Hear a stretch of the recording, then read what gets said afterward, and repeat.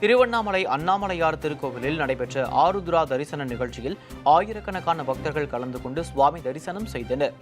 நினைத்தாலே முக்தி தரும் திருவண்ணாமலை அண்ணாமலையார் கோவிலில் இன்று ஆருத்ரா தரிசனம் வெகு விமரிசையாக நடைபெற்றது.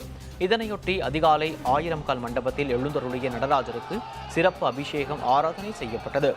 பின்னர் கார்த்திகை தீப திருவிழாவின் போது மலை மீது ஏற்றப்பட்ட மகா தீப மை நடராஜருக்கு நெற்றியில் வைக்கப்பட்டது. சிவகாம சுந்தரி சமேத நடராஜ பெருமானுக்கு சிறப்பு அபிஷேக ஆராதனைகள் செய்யப்பட்டு ஆருத்ரா தரிசனம் வெகு விமரிசையாக நடைபெற்றது.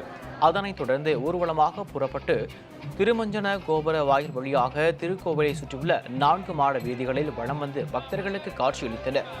ஆருத்ரா தரிசன நிகழ்ச்சியில் ஆயிரக்கணக்கான பக்தர்கள் கலந்து கொண்டு பக்தி பரவசத்துடன் சுவாமி தரிசனம் செய்தனர்.